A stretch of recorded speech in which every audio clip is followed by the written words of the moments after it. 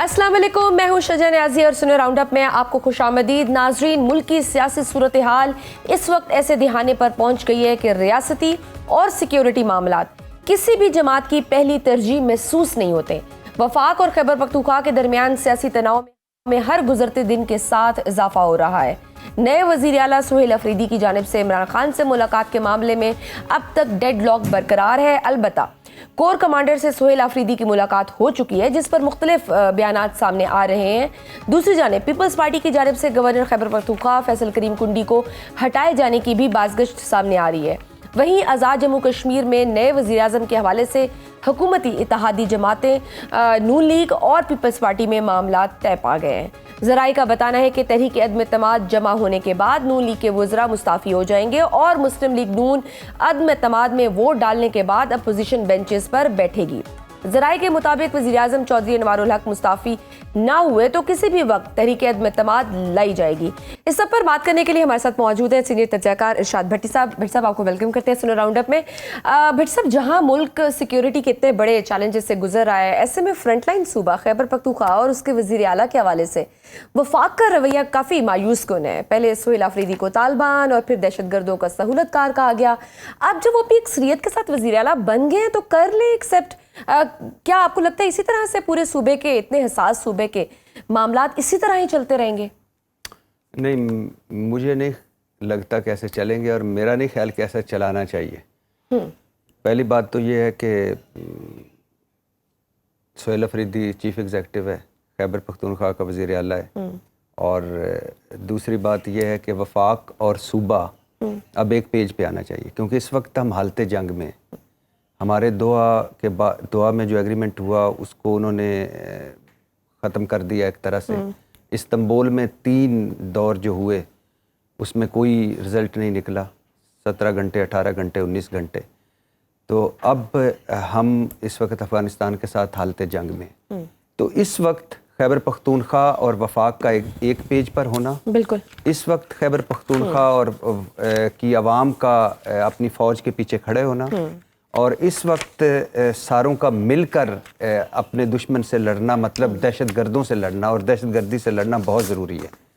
तो मेरा ख्याल है शहबाज शरीफ साहब को चाहिए कि वो टेलीफोन कॉल करें उन्हें और उन्हें बुलाएं। और वफाक बड़ा भाई है। खैबर पख्तूनख्वा को आप अलहदा करके, एक मेजर स्टेक होल्डर को अलहदा करके आप नई जंग जीत सकते या मुश्किल हो जाएगी। आप क्यों, यानी जब पाकिस्तान का मामला हो तो फिर छोटी छोटी बातों का क्या निकालना। छोड़ दीजिए जो सुहेल अफरीदी ने वज़ीर आला बनने से पहले हुकूमत मुखालिफ या रियासत मुखालिफ तकरीरें की थी, छोड़ दीजिए ये जो इन्होंने वफाक ने जो उन पे एक पूरी आग के दरिया बरसाए थे, वो भी छोड़ दीजिए। कोई वो दहशत गर्दों का सहूलतकार नहीं है, वो अवामी मुंतखब नुमाइंदा है। और अभी तो इमरान खान ने उसे कह दिया कि आप एक मुख्तसर सी काबीना बनाएं और आगे बढ़ें। तो मेरा ख्याल है सुहेल अफरीदी को लूप में लेना चाहिए। कोर कमांडर की उनसे मुलाकात हुई और which is very positive कि वहाँ पे और डेफिनेटली जो वो क्या उसको कहते हैं कि ये इसके बाद इसको मज़ीद पॉजिटिव आगे बढ़ना चाहिए इस चीज़ को। लेकिन हैरान कुन बात यह है कि राना सनाउल्लाह जो कि मुशीर हैं वज़ीर आज़म साहब के, इतनी आम शख्सियत हैं, उन्होंने बोला था कि सोमवार या मंगल को मुलाकात हो जाएगी। लेकिन फिर हमारी ही अपनी इंडस्ट्री के कुछ ऐसे तज्ज़ाकार हैं जैसे मुनीर फारूक साहब या हसन अयूब साहब, इस तरह के बहुत सारे, उन्होंने बताया कि भाई मुलाकात नहीं होगी और फिर नहीं हुई। क्या वजह है कि वफाकी हुकूमत के अपने वज़रा के बयान की कोई अहमियत ही नहीं है? ये राना सनाउल्लाह साहब को सोचने की बात है कि हसन अयूब और अगर मुनीर फारूक उनसे ज़्यादा थे कि मुलाकात नहीं हो, अगर उनसे ज़्यादा बाखबर हैं तो फिर राना साहब को उनसे सुबह सुबह उठ के तो ले लेने चाहिए, चीज़ें ले लेनी चाहिए कि आज क्या होने वाला है। तो मेरा नहीं ख्याल कि ये कोई इतना बड़ा इशू अब रह गया है। ठीक है, आप नहीं मुलाकात करने दे रहे, कोई बात नहीं, ना करें मुलाकात। और सुहेल अफरीदी को भी सूबे को चलाना चाहिए, कोई फ़र्क नहीं पड़ता। और पहले दिन ही मुलाकात हो जानी चाहिए थी, क्योंकि ये गैर आइनी है रोकना, गैर इखलाकी है, गैर सियासी है, गैर जमहूरी है। लेकिन अब हो गया आगे। अब इस वक्त बड़ा मसला है, पाकिस्तान और अफगानिस्तान आमने सामने, और अफगानिस्तान के पीछे भारत है और आगे दहशतगर्द हैं, खारजी हैं, जो इस वक्त भी हमारे मुल्क में कहीं ना कहीं मौजूद होंगे और जो कोशिश भी कर रहे होंगे कि सरहद पार से अंदर दाखिल हों। اور جو اس کوشش میں بھی ہوں گے کہ ہم اٹیک کریں تو وہ بڑا مسئلہ ہے. ملاقاتیں ہوتی رہتی, ہو جانی چاہیے تھی بہت پہلے ہو آپ جانی کو چاہیے. لگتا ہے کہ ان کو یہ ریئلائزیشن ہے کہ یہ اتنا بڑا مسئلہ ہے, ہم اپنی ذاتی اناج سے یا اس سے نکل کے ملک کے لیے سوچ لیں؟ کیونکہ ابھی جو وزیر مملکت برائے قانون انصاف بیرسٹر عقیل, وہ کل ایک شو میں کہہ رہے تھے کہ اس صوبے میں ایمرجنسی لگ سکتی آر ہے. You serious? Yes. یعنی آپ سنجیدہ ہیں بیرسٹر عقیل کا حوالہ دے کے؟ بھائی وزیر مملکت برائے قانون ہے, میں کیوں نہ ان کو سیریس لوں؟ ابھی یقین ہے آپ کو, آپ نے اس بات پہ قائم ہے کہ ان کا آپ نے حوالہ مجھے دیا ہے. جی بالکل. یہ چھوڑیں ان کو, ان کا کیا ہے, کیا کرنا, کیا بات کرنی ان پہ. ریاست سیریس ہے نا, یعنی جو وہ لوگ جو شہید ہو رہے ہیں ان کی فیملیاں اور وہ فوج تو سیریس ہے نا. اور ڈیفینیٹلی وفاق بھی سیریس ہوگا, ڈیفینیٹلی خیبر پختونخوا بھی سیریس ہوگا. تو یہ ہوائی فائرنگ جو ہے ان کو نظر انداز کریں. بنیادی طور پہ بات یہ ہے کہ آپ دونوں علیحدہ علیحدہ نہیں چل سکتے. بنیادی طور پر بات یہ ہے کہ جب پاکستان کا معاملہ ہو تو پھر ساروں کو اکٹھے ہونا پڑے گا. آپ کیوں ہوئے تھے؟ بار بار میں ایک بات کہتا ہوں, ثانیہ IPS پہ کیوں اکٹھے ہوئے تھے؟ نیشنل ایکشن پلان پہ کیوں اکٹھے ہوئے تھے؟ بیرسٹر عقیل تو اس وقت کہیں میرے خیال سے کالج میں ہوں گے. تو کیوں اکٹھے ہوئے تھے؟ اس وجہ سے اکٹھے ہوئے تھے کہ پاکستان کا معاملہ ہے. تو اب بھی دہشت گرد دیکھتا ہے کہ یہ نون کا ہے, پیپلز پارٹی کا ہے, PTI کا ہے. دہشت گرد دیکھتا ہے کہ یہ شیعہ ہے, سنی ہے, وہابی ہے, دیوبندی ہے. دہشت گرد تو یہ دیکھتا ہے یہ پاکستانی, اب یہ پاکستان کا نقصان ہوگا. جب وہ سرحد کراس کرتے ہیں تو وہ کس ملک میں آتے ہیں؟ پاکستان میں. تو پاکستان تو ساروں کا ہے. تو ریاست بھی سنجیدہ ہے, اور مجھے لگتا ہے کہ خیبر پختونخوا اور وفاق بھی سنجیدہ ہیں. البتہ یہ جو سکور سیٹل کرنے والے لوگ ہیں نا, یہ جو چلاکو ماسیاں ٹائپ ہوتی ہیں, وہ کیا کہتی ہیں, پھپھو ٹائپ جو ہوتی ہیں, یہ اپنے کیا وہ صرف ایک شوشہ ہی چھوڑنا ہوتا ہے؟ ہاں یہ تو ایسے فضول سی ہے. تو جو خبر سامنے آ رہی ہے کہ گورنر خیبر پختونخوا کی تبدیلی کی, کہ شاید تبدیل کیا جائے, اور جو نام آ رہا ہے وہ آفتاب شیرپاؤ کا نام آ رہا ہے, تو آپ کیا سمجھتے ہیں, کیا کوئی نیا پلان وفاقی حکومت نے KP کے حوالے سے طے کر لیا ہوا ہے؟ کیا ضرورت ہے؟ خیبر پختونخوا کی گورنرشپ پہ تو بڑوں کی نظر ہے. مولانا صاحب کی بھی وہ نظر ہے. ادھر تو آفر ہو رہی ہے نا, وہ بھی بات کریں گے. ہاں مولانا صاحب کی بھی نظر ہے. خیبر پختونخوا پہ آفتاب شیرپاؤ بھی کافی عرصے سے ماشاءاللہ وہ بھی آؤٹ آف فوکس ہیں, تو ان کا بھی خواہش ہوگی کہ وہ بھی بنے. بہت ساروں کی نظر ہے. وفاقی حکومت نے کوئی فرق نہیں پڑتا, طے کر لیا ہوا ہے؟ کوئی فرق نہیں پڑتا, کوئی بھی گورنر آ جائے. اچھا, کوئی فرق نہیں پڑتا. فرق پڑتا ہے کہ وزیر اعلیٰ کون ہے, فرق پڑتا ہے کہ جماعت کون سی اقتدار میں ہے 2/3 اکثریت سے, فرق پڑتا ہے کہ عوام کیا چاہتے ہیں.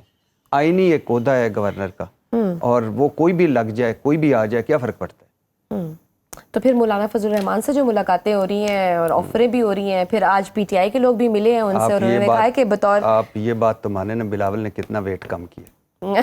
کیا وہ 2 انجیکشن ہوتے ہیں نا آج کل مارکیٹ میں؟ جی بالکل. تو لیکن اب میرے خیال سے کوئی انجیکشن سے کی ہے, ڈائٹ کی ہے انہوں نے؟ مجھے لگتا ہے انجیکشن ہے, ڈائٹ بلاول. اور مجھے یہ تو پوچھ کے بتائیں گے ہم, لیکن بتائیے کہ اب تو تحریک انصاف بھی ملی ہے مولانا فضل الرحمان سے, انہوں نے کہا ہے لیکن آپ کو لگتا نہیں ہے کہ بلاول کا ویٹ زیادہ کم ہو گیا ہے؟ ایسا مجھے لگتا ہے کہ ویٹ کم ہو گیا, زیادہ کم ہو گیا. سمارٹ ہو گیا وہ. نہیں سمارٹ تھے, یعنی پہلا جو ان کا تھا, اب تو بہت وہ ہو گئے ہیں, کمزور ہو گئے. میرے خیال سے اب ان کو ڈائٹ پہ آنا چاہیے. چلیں آپ انہیں مشورہ دے دیں. ہاں ڈائٹ. تو مولانا صاحب کی بات کر لیں. مولانا صاحب کے بارے میں BBC والوں نے کہا تھا, بڑی میں وہ اکثر کوٹ کرتا ہوں, کہ مولانا صاحب 5 بالیں ہوا میں اچھال رہے ہوتے ہیں اور کوئی بال بھی نیچے نہیں گرنے دیتے. مولانا صاحب ریلیونٹ رہتے ہیں. مولانا صاحب He has this, ویسے ٹیلنٹ ہے ان میں. مجھے وہ ڈاکٹر سامیہ نے کہا تھا کہ 3 بندوں کا ستارہ بڑا عروج پہ ہے. ایک سلیوٹ ٹو مسٹر ٹرمپ, مطلب شہباز شریف آپ نے, اور دوسرے مولانا صاحب, اور تیسرے عمران خان. عمران خان کے بارے میں انہوں نے کہا تھا کہ عمران خان کی جو ذاتی زندگی ہے نا, وہ ستارہ سیاسی زندگی کے اوپر آ رہا ہے, تو اس وجہ سے وہ تھوڑے سے ڈاون ڈول ہیں. اور وہ انہوں نے تو خیر کہا تھا کہ 2027 تک شاید شادی نہ رہے. لیکن یہ سامیہ پہ میں تو کچھ نہیں کہتا, مرشد ناراض نہ نہیں. تو پھر آپ کو کیا لگتا ہے کہ تو مولانا, ہاں کیا آپ بات پوری کریں. مولانا صاحب کو منانے کی کوششیں ہو رہی ہیں. سنا جا رہا ہے اسلام آباد کی جو افواہیں ہیں یا خبریں ہیں یا باتیں ہیں, کہ مولانا صاحب کی اسٹریٹ پار جو ہے, مولانا صاحب کے احتجاج کرنے کی جو ان کے اندر ایک ہے, ایک لمبا ان کے پیچھے لوگ ہیں, مدرسے کے لوگ ہیں, ان کا ایک حلقہ ارباب ہے, تو وہ نہیں چاہتے کہ یہ اپوزیشن کی طرف آ جائیں. اچھا. مولانا صاحب کی سیٹوں کا کوئی اتنا میٹر نہیں کرتا, کیونکہ 2/3 اکثریت ان کو مل چکی ہے قومی اسمبلی میں بھی, سینٹ میں بھی, اور اگر جوائنٹ سیشن ہو تو پھر بھی آسانی سے یہ ترمیم کر سکتے ہیں. 26 میں آئینی ترمیم کے وقت تو 2/3 تھی ہی نہیں. ہاں تو لیکن پھر آپ کو کیا لگتا ہے ابھی بھی 26ویں آئینی ترمیم میں تو پی ٹی آئی نے بیٹریل فیل کیا تھا نا مولانا صاحب کی طرف سے, تو ابھی بھی کوئی ایسا لگتا ہے کہ کوئی ہینڈ کر رہے ہیں مولانا صاحب نے الحمدللہ ملک کو قوم کی جمہوریت کیونکہ ابھی کے پی ٹی لیے, آئی کو ملے کہنے سننے میں یہ ہے کہ انہیں بھی ریسٹ ایشور کیا ہے کہ میں آپ لوگوں کے ساتھ ہی ہوں. نہیں مولانا صاحب کسی کے ساتھ نہیں, اپنے ساتھ. اچھا, مولانا صاحب اپنے ساتھ ہیں. مولانا صاحب بہت زیرک سیاستدان ہیں, بھاؤ تاؤ کرتے ہیں. مولانا صاحب دیکھتے ہیں کس وقت ان کی ضرورت ہے حکومت کو. 27ویں آئینی ترمیم نے آنا ہے, اور 27ویں آئینی ترمیم میں مولانا صاحب کیا لے سکتے ہیں. پہلے ان کی خواہش تھی کہ لطف الرحمان خیبر پختونخوا کا وزیر اعلیٰ بنے, بھائی ان کا, وہ ڈیفینیٹلی نہیں بننا تھا. وہ اب ان کی گورنرشپ پہ بھی نظر ہے. مولانا صاحب اور بھی کچھ چاہیں گے کہ لیں, بلوچستان میں لوگوں کو ایڈجسٹ کروانا چاہیں گے.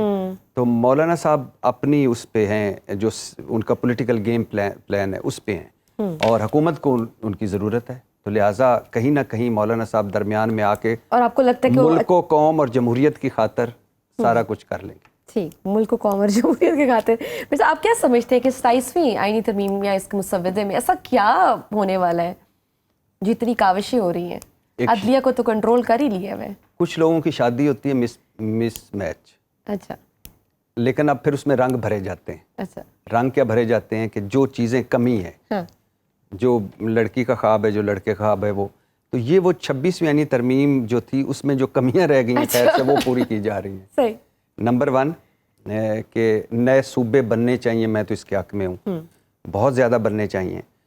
مریم نواز پورے پنجاب میں پوری تحصیلوں میں نہیں جا سکتی ایک سال میں, تو پنجاب کے 4-5 صوبے اور ہونے چاہیے منیمم, ورنہ تو جو ڈویژنز ہیں وہی صوبے بھی ہو جائیں. تو اسی طرح خیبر پختونخوا, اسی طرح بلوچستان, اسی طرح کراچی. تو 26ویں آئینی ترمیم میں صوبوں کا بھی ہو سکتا ہے کہ وفاق کو یہ اختیار مل جائے کہ وہ صوبوں کو جہاں چاہے کسی کو صوبہ ڈکلیئر کر دے. 27ویں آئینی ترمیم میں یہ بھی ہو سکتا ہے کہ NFC ایوارڈ پہلے دن نہیں, یہ انہوں نے 18ویں آئینی ترمیم ایک بہت ہی عجیب و غریب, انہوں نے سیف ہیون اپنے لیے کریٹ کر لیے. پیپلز پارٹی کو پتہ تھا میرا سندھ ہے, انہوں نے صوبوں کو اتنے اختیارات دیے, سندھ اب ایک ملک ہے. نون بٹ کیا پیپلز پارٹی آ جائے گی آن بورڈ؟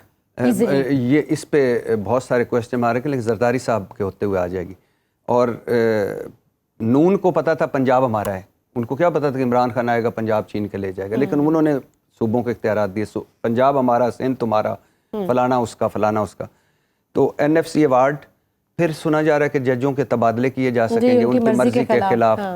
پھر اور بہت ساری باتیں اس میں سنی جا رہی ہیں کہ آئینی عدالت, اب تو آئینی بینچ ہے نا, ایک باقاعدہ آئینی عدالت بنے گی.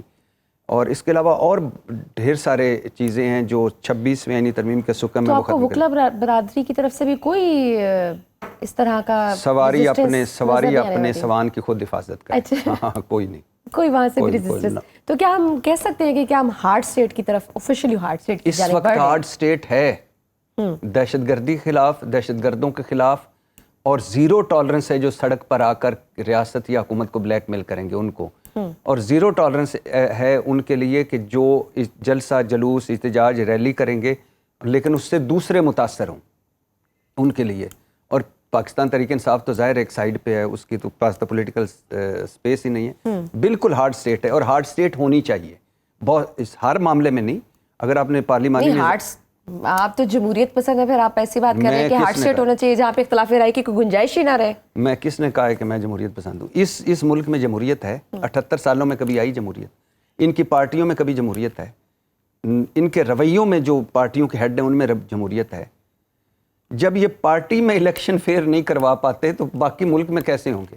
جب ان کے گھر میں جمہوریت نہیں ہے تو پاکستان کے باہر کیسے جمہوریت ہوگی؟ یہ بدترین سول ڈکٹیٹر ہیں.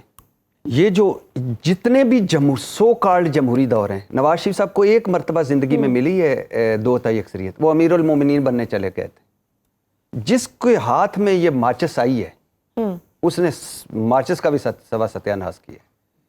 تو آپ کہنے کا مقصد ہے ہم تو وہ بد نصیب ہیں کہ نہ ہمیں خالص امریت ملی نہ خالص جمہوریت ملی, سب بھی ملاوٹ. ہاں تو اور نہ ہمیں خالص غذائیں ملی. وہ تو ہیں ہی کوئی نہیں, خالص غذائیں کوئی نہیں. میں تو یہ کہہ رہا ہوں کہ خالص امریت ہی مل جائے, وہ بھی بڑی بلیسنگ ہوتی ہے. پتہ تو لگ جاتا ہے نا کہ اب یہ کام نہیں کرنا, تو چپ کر کے بیٹھ جاتے ہیں. تو جو بھی آیا وہ جمہوریت کی طرف چل پڑا. پرویز مشرف دیکھ لیں, لگتے ہیں کہ اس سے بڑا کوئی جمہوریت پسند آئی کوئی نہیں. بیسٹ بلدیاتی نظام, خواتین کی نشستیں اسمبلیوں میں, یہ جس الیکٹرانک میڈیا پہ بیٹھے ہیں یہ اس کا، نادرا، اوگرا، نیپرا، سارے ادارے ان کے، بار ہماری عزت، اور اسی طرح باقی ان پارٹیوں کو دیکھ لیں، ایوب خان دیکھ لیں، بی ڈی سسٹم، گرین انقلاب، تو پتہ نہیں کیا کیا، تو ضیاء الحق صاحب دیکھ لیں، انہوں نے وہ جو اس افغانستان کی جنگ میں ڈالا تو اس کے علاوہ ان کا دیکھ لیں حال، وہ اس معاشی حالت دیکھ لیں۔ تو کہنے کا مقصد یہ ہے کہ جس دن اس ملک میں خالص جمہوریت آ گئی، میرے اور آپ کی زندگی میں تو نہیں آئے گی، آپ کی تو ڈیفینیٹلی نہیں آئے گی، میں تو بعد میں جیوں گا، لیکن ایشو یہ ہے کہ ہماری زندگیوں میں تو جمہوریت نہیں ہے آنے والی، کیونکہ یہ اوپر والی نسل جو ہے نا الحمدللہ، جب تک یہ پیپلز پارٹی مسلم لیگ نون سے جان نہیں چھوٹے گی، آپ کی ان کی باریوں سے جان نہیں چھوٹے گی، آپ جمہوریت کی جین کی طرف۔ وہی سوال ہے کہ ان سے جان کیسے چھوٹے گی؟ بٹ صاحب اس کے بارے میں ایک چھوٹی سی بریک لیتے ہیں، دیکھتے رہیے Suno round up. Welcome back to Suno round up. جی بھٹی صاحب بتائیے کہ ابھی آپ کہہ رہے تھے کہ خالص جمہوریت تبھی آ سکتی ہے اگر ہم نون لیگ اور پیپلز پارٹی سے چھٹکارا حاصل کر لیں، یہ بتائیے کیسے پاسبل ہے؟ دیکھیے کیسے اوپر آ سکتی ہے نرسری، ایک تو یہ کہ ان کی ایکسپائری ڈیٹ آ جائے، اللہ ان کو لمبی زندگیاں دے، میں ویسے کہہ رہا ہوں۔ دوسرا یہ کہ آپ کا بیسٹ بلدیاتی نظام ہو، نیچے سے لوگ اوپر آئیں، تو اس لیے میں کہہ رہا ہوں لمبا رستہ ہے، اوکھے پینڈے ہیں، لمبا رستہ ہے، تو اس لیے انتظار کرنا پڑے گا۔ لیکن میں پیپلز پارٹی اور نون کو کیوں کہہ رہا ہوں، کچھ لوگ کہہ رہے ہوں گے کہ اس میں پی ٹی آئی کو بھی ڈال لیں بھائی، جو پی ٹی آئی میں جو باقی عمران خان کے علاوہ باقی سارے تھے وہ بھی تو انہی کے ہی تھے، کوئی ادھر کے بہت تھوڑے لوگ تھے پی ٹی آئی کے جو اپنے لوگ تھے، باقی سارے تو 18 میں شامل ہوئے نا پٹے ڈال کے۔ تو بنیادی طور پر پیپلز پارٹی نون ایک استعارہ ہے، علامت ہے، جو اس وقت رولنگ کلاس ہے، ان کے پاس کوئی آؤٹ آف باکس سلوشن نہیں ہے، کس کا؟ معیشت کو بہتر کرنے کا۔ ان کے پاس سب سے بیسٹ ہے، الحمدللہ ہمیں IMF نے اپروو کر دیا، ہاں جی قرض مل گیا، الحمدللہ فلاں نے جو ورلڈ بینک ہے اس نے قرضہ دے دیا۔ وہ ایک ہمارے دشمن ملک کا ایک وزیر بولا، اس نے کہا یہ کیسے لوگ ہیں قرضہ لیتے ہوئے بھی ٹویٹ کرتے ہیں۔ بھائی شہباز شریف نے ریکارڈ قائم کیا، انہوں نے 34 دورے کیے ہیں اور 110 دن وہ ملک سے باہر رہے ہیں۔ آپ کو پتہ ہے اتنی وہ محنت کر رہے ہیں اور آپ انہوں کریڈٹ دینے کے لیے راضی نہیں ہیں۔ نواز شریف صاحب نے جو آخری 4 سال سے ان میں سے 1 سال باہر رہے تھے، اتنی مرتبہ قومی اسمبلی میں نہیں آئے جتنی مرتبہ لندن گئے تھے، کیونکہ لندن میں گھر تھا، اور سال سینٹ میں نہیں آئے۔ جمہوریت کی آپ بات کرتی ہیں نا، 6 مہینے کابینہ کے اجلاس نواز شریف صاحب کے نہیں ہوتے تھے، 6 مہینے پارلیمنٹ میں نہیں آتے تھے، سال سینٹ میں نہیں آئے۔ رضا ربانی نے کہا میں استعفیٰ دیتا ہوں، میں اس سینٹ میں بیٹھوں گے نہیں جس میں وزیر اعظم نہیں آتا، پھر آئے۔ تو یہ ہے ان کی جمہوریت۔ یہ تو 2 4 5 بندے ہوتے ہیں فیملی کے، وہ اکٹھے ہوتے ہیں، اکٹھے ہو کے فیصلہ کرتے ہیں، وہ جمہوریت کہلاتا ہے۔ اسی طرح بلاول بھٹو، آصف علی زرداری کچھ بھی کر لیں۔ وہ اگر دیکھا جائے عمران خان صاحب بھی نہیں آیا کرتے تھے اسمبلی میں۔ عمران خان صاحب کو کتنا ٹائم ملا؟ 3.5 سال، پونے 7 سال، میرے خیال سے نواز شریف صاحب سے تو زیادہ آئے تھے، لیکن وہ بھی نہیں، جو انہوں نے پرومس کیا تھا کہ ہر بدھ کو میں آیا کروں گا، وہ بھی نہیں آتے تھے۔ اور جب اور پتہ مسئلہ کب ہوتا ہے، جب آپ کی کرسی کھینچی جا رہی ہوتی ہے نا، یا کرسی نیچے سے نکل رہی ہوتی ہے، اس وقت پارلیمنٹ بھی یاد آتی ہے، اس وقت سینٹ بھی، اس وقت آزاد ہمارے صحافی بھی، اس وقت عدلیہ بھی، اس وقت لیکن آپ ان ساروں کا بیڑا غرق کر چکے ہوتے ہیں، کوئی آپ کے پیچھے کھڑا نہیں ہوتا۔ کیوں ترکیہ میں مارشل لا نہیں، فوج کا وہ سارا ناکام ہو گیا تھا، کیونکہ وہ سارے انہوں نے ادارے بنا دیے تھے، لوگ سڑکوں پہ آ گئے، ٹینکوں کے آگے آ گئے، انہوں نے کہا نہیں ہمارے ہاں کرتا کوئی نہیں ہے، ہمارے ہاں تو یہی ہے کہ وہ فخر سے بتاتے ہیں کہ بھائی اس وقت ساڈا 1 پیج ہے، پہلے فخر سے بتاتے تھے ساڈا 1 پیج ہے۔ آپ کو کیا لگتا ہے ابھی یہ 1 پیج قائم و دائم ہے؟ بیچ میں خبریں آئی تھیں پنجاب حکومت کی بھی کہ شاید کہیں کوئی 1 پیج پھٹ رہا ہے، کچھ ایسا، یہ قائم رہے گا؟ میں تو کل بھی 1 پیج، ابھی پی ٹی آئی بھی بیانات دے رہی ہے وہ پھر سے کہ جی ہم آپ دیکھ رہے ہیں کافی سخت بیانات آ رہے ہیں وہاں سے بھی۔ ہاں نہیں، پاکستان تحریک انصاف تو ایک نہ جیتنے والی جنگ لڑ رہی ہے، اور اسے اس سے جتنی جلدی واپس مڑنا چاہیے، سیاست کی طرف مڑ جانا چاہیے۔ لیکن میں تو کل بھی 1 پیج کے حق میں تھا، آج بھی ہوں۔ پوری دنیا میں اسٹیبلشمنٹ کا انپٹ ہوتا ہے، لیکن پوری دنیا کے سیاستدان اپنی کرسی کی جنگ نہیں لڑتے۔ مثال کے طور پہ ہمارا کوئی بھی جس کا داؤ لگتا ہے نا، وہ پہلے اپنا سوچتا ہے، پھر بچوں کا سوچتا ہے، پھر رشتہ داروں کا سوچتا ہے، جب فیملی میں بالغ مرد نہیں رہ جاتا پھر وہ سوچتا ہے کہ ایک شجیہ نیازی بھی ہے، اس کو بھی کہیں اکاموڈیٹ کر دیں، ورنہ کہیں بھی نہیں۔ تو 1 پیج ہونا چاہیے، مگر 1 پیج کے ساتھ آپ منافقت نہ کریں۔ اگر یہ جو ہمارے سیاستدان ہیں بتائیں کہ نہیں ہے بھائی، اس وقت ہم اتنے جو گئی ہیں، یہی آپ کی لائن ہے، اس میں کھیلنا ہے، باتیں کرتے ہیں اب جمہوریت کی، آزادی اظہار رائے کی، فلانے کی، تو اندر سے ہے کچھ نہیں. ٹھیک. ابھی سہیل آفریدی صاحب نے بھی کہا ہے کہ بہت جلد ہم کال دیں گے عمران خان صاحب کے ملنے کے بعد ہی اور دوبارہ ہم سڑکوں پر ہوں گے. کیا پھر کوئی نومبر آ رہا ہے, پھر کچھ اس طرح کا آپ دیکھ رہے ہیں؟ میرا خیال ہے کہ پی ٹی آئی کو چاہیے سڑکوں پہ کرسیاں لگائیں وہی بیٹھ جائیں. ہاں, یا روزانہ آیا کریں سڑکوں پہ واک شاک کیا کریں. بھائی کیا کرنا ہے سڑکوں پہ, حاصل وصول کیا ہے؟ احتجاج آپ کا حق ہے, آپ ضرور کریں. جو آپ کے ساتھ ہوا ہے اگر آپ سمجھتے ہیں کہ یہ بہت برا ہوا ہے اور اس میں سے بہت کچھ ہے واقعی جو برا ہوا ہے, تو آپ اس کے بہت سارے طریقے ہیں. لیکن آپ کرتے کیا ہیں؟ آپ کرتے یہ ہیں کہ جب بھی آپ احتجاج کرتے ہیں اپنی سیاسی سپیس کو اور کم کروا لیتے ہیں. تو سیاست نام کس چیز کا ہے؟ راستہ نکالنا. عمران خان چاہتے تھے کہ یہ جو ضمنی الیکشن نہ لڑا جائے کیونکہ ہمیں انہوں نے جیتنے نہیں دینا, اور اس میں کامن سینس ہے کہ جب مین الیکشن نہیں جیتنے دیا گیا تو یہ کون جیتنے دے گا. اور اب تو حکومت یہ جیت کے کہے گی دیکھا ہماری مقبولیت, یہ ہیں مریم نواز کے کام جو پنجاب میں, یہ ہیں سندھ میں جی بھٹو اور لیکن پارٹی نے منوا لیا نا کہ ہمیں لڑنا ہے, تو پارٹی عمران خان صاحب کے ساتھ بیٹھے اور ان کو کہے کہ 6 مہینے ذرا ہمیں بھی موقع دیں. ہم کوئی یہ نہیں, کوئی ڈیل نہیں کرنے جا رہے, کچھ نہیں کرنے جا رہے, لیکن تھوڑا سا سیاست کی طرف آتے ہیں, سیاسی رستہ نکالتے ہیں. سہیل آفریدی صاحب آئے ہیں اسلام آباد آ کے اور شہباز شریف کو ساتھ بیٹھیں, کہیں کہ یہ ہمارا ہے دہشت گردی کے حوالے سے موقف, ہم بھی چاہتے ہیں. لیکن پھر وہ یہ کہتے ہیں نا کہ ہم اگر ایسی کوئی بات کر لیں تو پھر کوئی کمٹمنٹ بھی کر لیں, کوئی بات چیت بھی کر لیں, ادھر سے انکار ہو جائے پھر نہیں. جب آپ کی نیت صاف ہو نا, آپ نے تو ایفرٹ کی نا, آپ نے تو بندے نے تو ایفرٹ کی نا, اور یہ بڑی میٹر کرتی ہے ایفرٹ. اور بندے نے ایفرٹ کی اور ایفرٹ ناکام ہوئی, کوئی بات نہیں. فار ایگزامپل میری کوئی فیلنگ ہے, مطلب دوبارہ مذاکرات ہونے چاہیے, بٹ آپ کو کوئی مذاکرات ہوتے نظر آ رہے ہیں؟ میری جو فیلنگ ہے وہ میری ایفرٹ ہے نا, اگلے بندے پہ تو کوئی ڈیپینڈ نہیں کرتا کہ وہ کیا سمجھتا ہے, کیا کرتا ہے, اس کا کیا رویہ ہے. پاکستان تحریک انصاف کو چاہیے, وہ ملک کی سب سے بڑی جماعت ہے آج بھی, اور یہ جو حکومتیں بنی ہیں یہ ان کی لڑائیوں کی وجہ سے بنی, ان کے بلنڈرز کی وجہ سے بنی, ان کے غلط فیصلوں کی وجہ سے بنی ہے. ان کے نہ ایک پتہ نہیں اس جنگ میں پڑے ہوئے ہیں جس میں یہ کبھی نہیں جیت پائیں گے, اور نہ ان کو فوج سے لڑائیاں لڑنی چاہیے, نہ اسٹیبلشمنٹ کو للکارنا چاہیے. یہ واپس سیاست میں آئیں, تھوڑا سا ایک قدم پیچھے ہٹیں, تھوڑا سا ویٹ کریں تو یہ بہت کچھ گین کر سکتے ہیں. یہ سمجھ نہیں آ رہی. انقلابی بننا کوئی مشکل, لیکن آپ انقلابی کس پہ بنیں گے؟ گورننس پرفارمنس کے مسائل دیکھیں ہیں خیبر پختونخوا میں, دہشت گردی کے مسائل دیکھیں خیبر پختونخوا میں, پارٹی کے اندر گروپ بندیاں دیکھیں ہیں خیبر پختونخوا میں اور باہر. اور جب آپ کی آدھی سے زیادہ پارٹی چاہتی ہے کہ یار آپ اپنے کارکنوں کو نہ تھکاؤ, ایک ایک کارکن پہ درجنوں مقدمے ہیں, آدھی پارٹی چھوڑ گئی ہے, سیاست کریں اسمبلیوں میں رہ کے, جیلوں میں, اب باقیوں کو سیاست کرنی چاہیے. بالکل ٹھیک. آزاد کشمیر کی بھی بات کریں گے, وہاں بھی وزیر اعظم تبدیل ہو رہے ہیں. کیا ضرورت پیش آئی ہے پیپلز پارٹی کو کہ اتنے کم مدت میں, ابھی 8 ماہ میں الیکشنز ہونے ہی ہیں؟ اچھا پہلے آزاد کشمیر میں پہلی حکومت کس کی تھی؟ جی پی ٹی آئی کی. اس کے بعد obviously یہ لوٹو ان کی تھی نا. تو اب دیکھیں اپنے خلاف عدم اعتماد لائے ہیں جی. یعنی بڑی خوبصورت بات ہے کہ نون پیپلز پارٹی تھی نا, پی ٹی آئی کا فارورڈ بلاک بنایا گیا, جی بی میں پی ٹی آئی کی حکومت تھی, گروا دی گئی. نون لیگ اور پیپلز ہاں, تو اب پھر پہلے ایک ایک کر کے علیحدہ ہوئے, پھر اس کے خلاف طریق عدم اعتماد لائے, پھر اس کے خلاف دونوں اکٹھے ہو گئے ہیں, اب پھر ایک نیا بندہ لائیں گے, اور پھر اپنے انہی میں سے ایک آئے گا. یعنی یہ آپ کو آسان لفظوں میں سمجھاتا ہوں, دوبارہ سے سمجھاتا ہوں. مطلب یہ کہ آپ ہی حکومت میں تھے, شہباز شریف حکومت میں, مسلم لیگ ہٹ جائے, پیپلز پارٹی ہٹ جائے, ہم نے شہباز شریف کو ہٹانا ہے, جی ہٹانا ہے. پھر پتہ چلے نون کا ایک اگلا بندہ آ گیا, یعنی پھر سارے اکٹھے ہو گئے.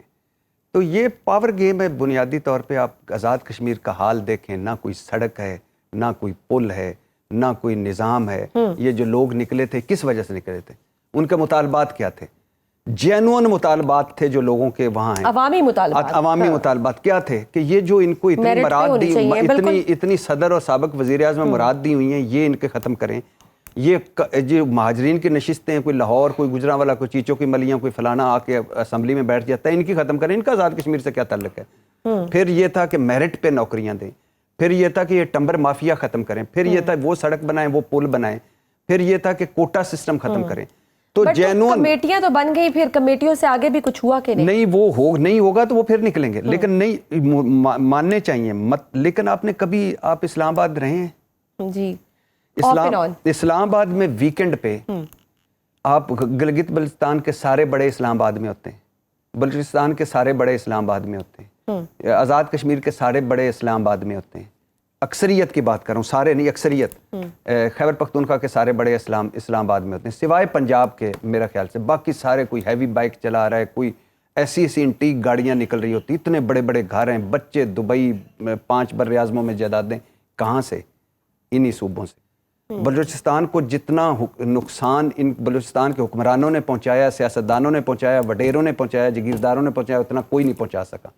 آزاد کشمیر دیکھ لیں، میں معذرت کے ساتھ کہتا ہوں، مقبوضہ کشمیر دیکھ لیں اور آزاد کشمیر دیکھ لیں، دونوں کی تعمیر و ترقی دیکھ لیں، برا حال ہے، بدترین حال ہے۔ اب کوئی ایک اور آ جائے گا، وہ اور آ کے اپنے چکر چلائے گا اور پھر آگے قبل از وقت الیکشن ہو جائیں گے۔ مطلب کیا ہے کہ آپ یہ کوئی حکومت بدل رہی ہے تعمیر و ترقی پہ؟ نہیں، اب اگلا بندہ آئے گا، اگلی لابنگ، اور وہ کھائے گا، اور یہ سائیکل چلتا رہے گا۔ پھر آزاد کشمیر کی حکومت کے لیے ایوان صدر میں اجلاس کیوں؟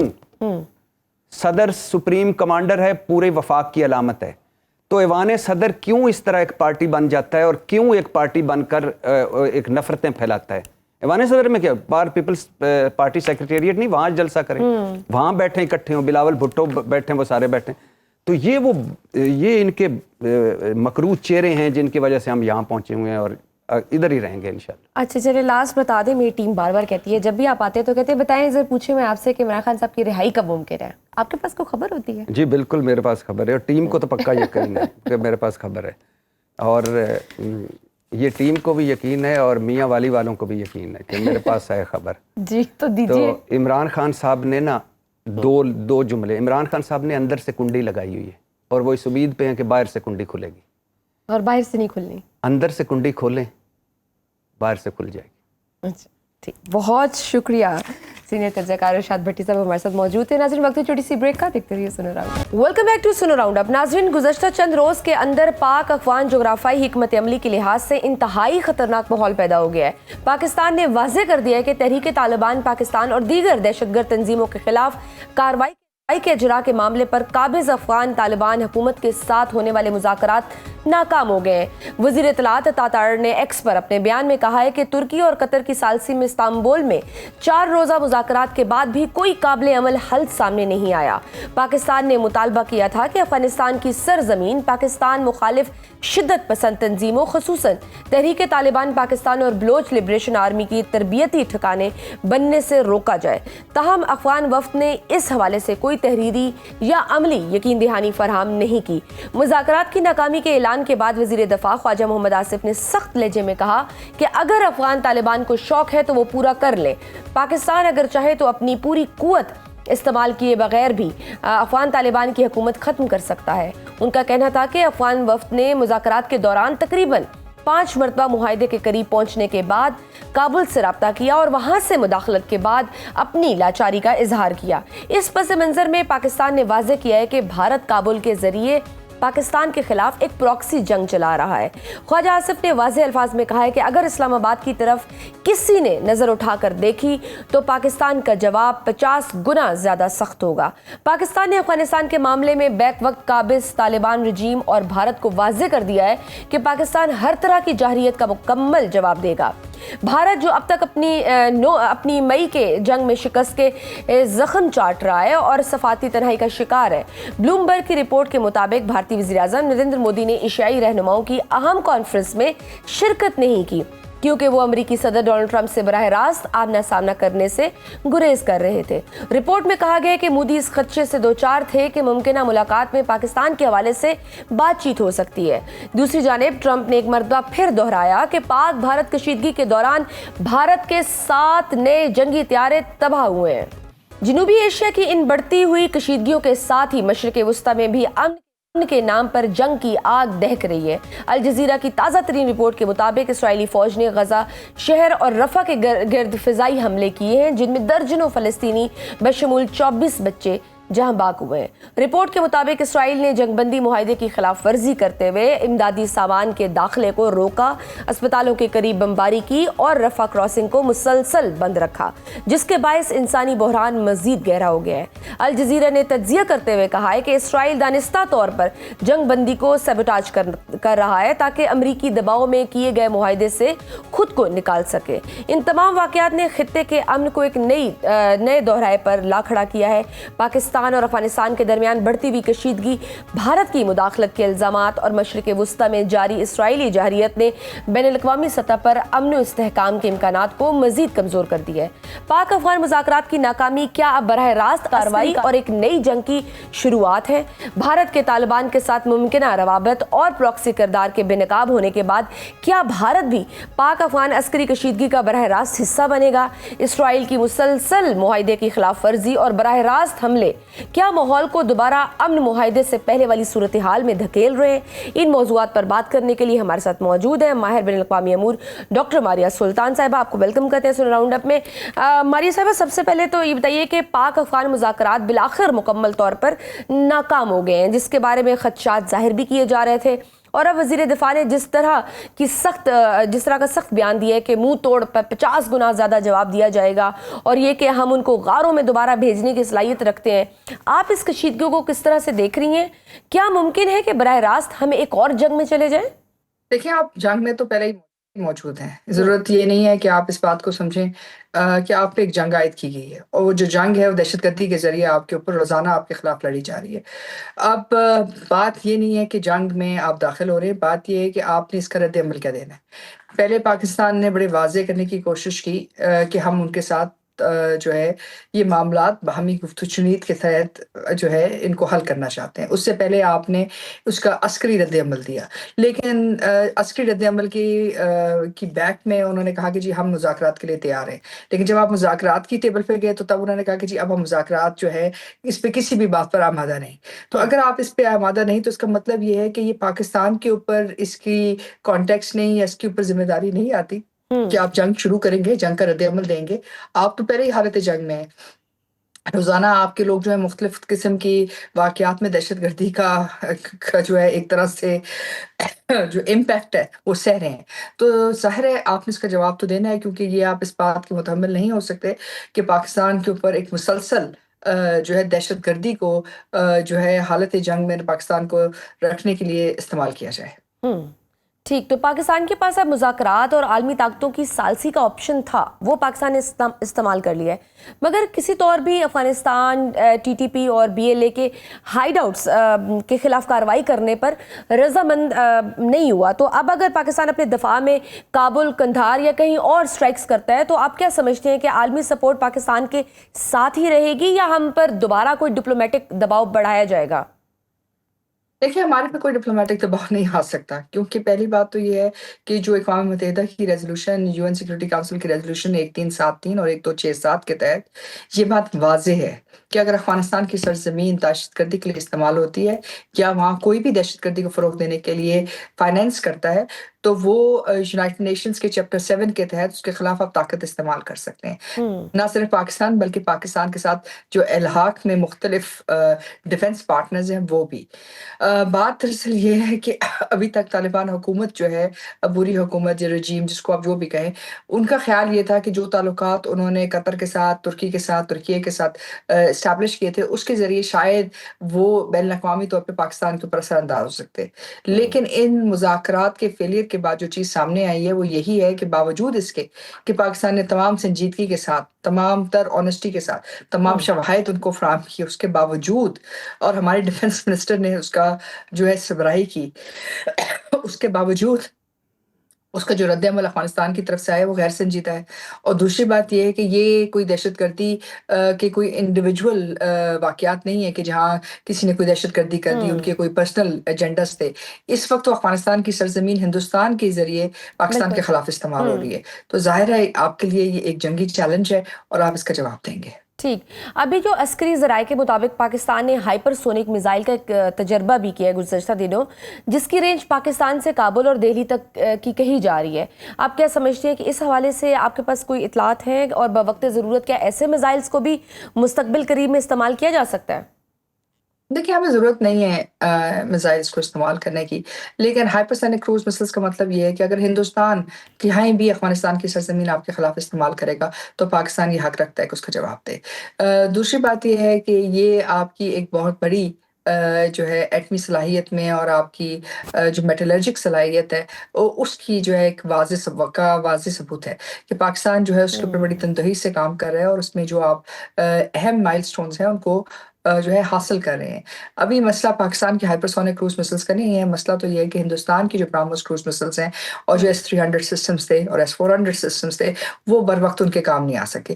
پاکستان کے پاس تمام ہتھیار موجود ہیں اور ظاہر ہے اگر پاکستان چاہتا ہے تو پاکستان کوئی بھی ہتھیار استعمال کرے گا. لیکن ظاہر ہے پاکستان کی سب سے اولین ترجیح یہی ہے کہ کولیٹرل ڈیمیج کم سے کم ہو, جو غیر ضروری اموات ہیں وہ نہ ہوں اور صرف دہشت گردوں کو نشانہ بنایا جائے. اور اس کے لیے ہم امید رکھتے ہیں کہ افغانستان کی عوام جو ہے وہ پاکستان کے ساتھ کھڑے ہوں گے, کیونکہ وہ بھی نہیں چاہیں گے کہ ان کی حکومت یا عبوری حکومت جو ہے ایک اور علاقائی دہشت گردی کی جنگ کا سبب بنے, اور اگر بنے گی تو ظاہر افغانستان کے لیے بھی بہتر نہیں ہوگا. بالکل. اور ویسے بھی یہ بھارت کی جو افغان طالبان کے ساتھ یہ جو گٹھ جوڑ پالیسی سامنے آ رہی ہے, یہ اتحاد بھی کافی نافطری سا ہے, نہ بارڈر ساتھ اس طریقے سے ملتا ہے کہ دونوں کے کوئی اسٹریٹجک مفادات ہوں. تو آخر کیا وجہ ہے کہ بھارت اس وقت موجودہ قابض طالبان رجیم کی کھلی حمایت کر رہا ہے؟ ایک ہی وجہ ہے, کیونکہ ان کا خیال یہ ہے کہ وہ دہشت گرد تنظیموں کو پاکستان کے خلاف استعمال کر سکتے ہیں. ان کا خیال ہے کہ جو سرحدی ایڈوانٹیج وہ حاصل کر سکتے ہیں افغانستان میں رہ کے, افغان حکومت کو سپورٹ کر کے, وہ شاید پاکستان اور ہندوستان کے درمیان نہیں کر سکتے, کیونکہ جتنی بڑی شکست ان کو ہوئی ہے بریان المرصوص کے بعد, اس کے لیے اس کے بعد ان کے لیے یہ ممکن نہیں ہے. تو ظاہر ہے وہ اس وقت افغان حکومت کے ساتھ مل کر پاکستان کے خلاف یہ حربہ استعمال کرنا چاہتے ہیں. لیکن مسئلہ اس وقت پاکستان کے لیے جنگ لڑنے کا نہیں ہے, کیونکہ آپ تو اپنے ملک میں بیٹھے ہوئے ہیں اور آپ نے جنگ بھی اپنے ملک سے لڑنی ہے. اصل مسئلہ تو ہندوستان کے لیے ہوگا, جو ہندوستان جا کے افغان حکومت کی مدد کرے گا, ان کے لیے ایئر لاکس بنائے گا, ان کے لیے وہ امداد کی وہ تمام چیزیں لے کے جائے گا, اور اس کے بعد اگر وہ نہیں لے کے جاتا تو کتنی حد تک وہ پیسے بھیجے گا, اور اگر بھیجتا ہے تو اس کے بعد بین الاقوامی سطح پہ بالخصوص UN سیکورٹی کونسل ابھی میں 1 ارب ڈالر کا انہوں نے کہا تو ہے کہ ہم 1 ارب ڈالر کی امداد دیں گے, اور سفارت خانہ بھی وہاں کھول دیا گیا ہوا ہے. تو وہ شاید طالبان وہ ڈالرز پہ ہی ان کی نظر ہے شاید.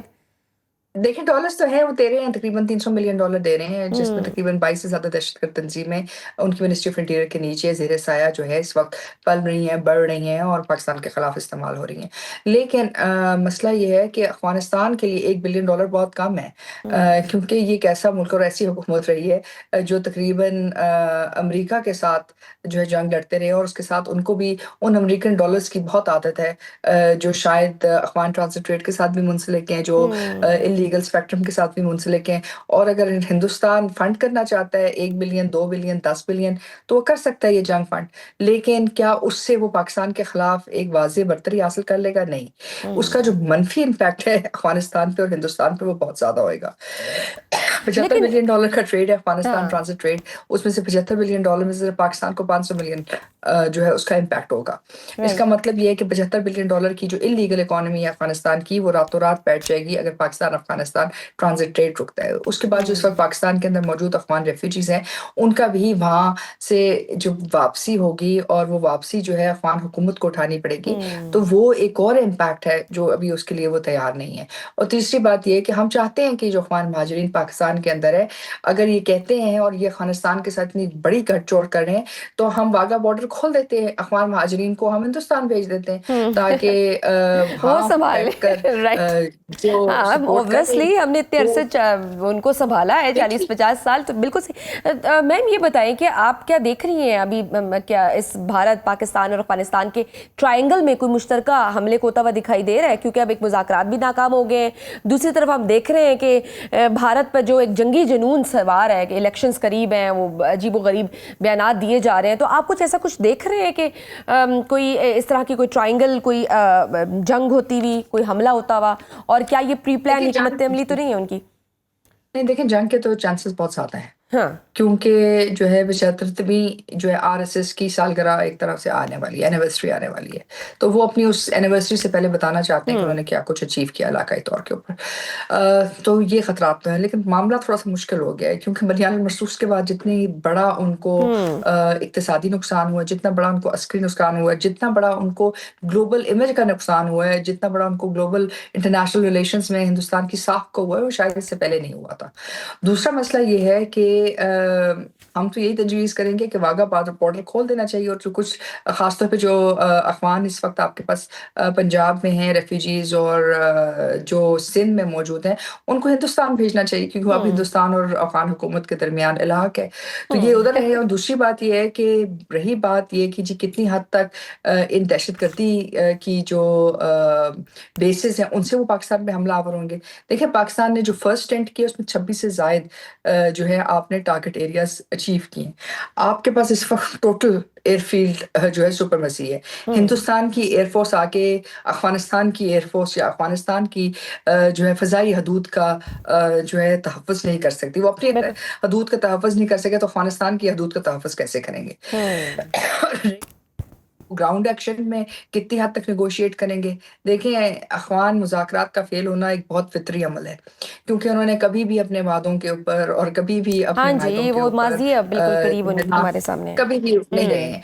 اصل مسئلہ یہ نہیں ہے کہ وہ پاکستان کے ساتھ یہ کریں، ہم تو چلیں اس وقت ایک بڑی کلیئر پوزیشن میں کھڑے ہیں، لیکن مسئلہ تو یہ ہندوستان کے ساتھ ہوگا جو وہ وعدے کریں گے جو $300 ملین دیا یا $1 بلین دیا. بالکل ہمارا تو بس ایک ہی ایجنڈا ہے اور وہ یہ ہے کہ ہماری 1% بھی اچیو ہوتا تو ایک امپیکٹ آئے گا نا، ملٹریلی بھی امپیکٹ آئے گا. اور دوسری بات یہ ہے کہ دنیا اس وقت اس چیز کے لیے تیار نہیں ہے کہ کوئی اور ملک کسی اور ملک میں جا کے وہاں سے ایک دہشت گردی کی بیس بنائے اور علاقائی طور پہ سمجھے کہ اس سے وہ چیزیں کنٹرول کرے. ایسی چیزیں کنٹرول نہیں ہوتی ہیں، اور نہ ہی کسی کے پاس اتنی ہمت ہے کہ وہ اس قسم کی غیر ضروری جنگوں کے اندر اپنے آپ کو ملوث کرے. بالکل ٹھیک، بہت شکریہ بین الاقوامی ملکی ماریہ سلطان صاحبہ ہمارے ساتھ موجود تھی. ناظرین گفتگو آپ نے سنی. آج کے پروگرام میں بس اتنا ہی، اجازت دیجیے، اللہ حافظ.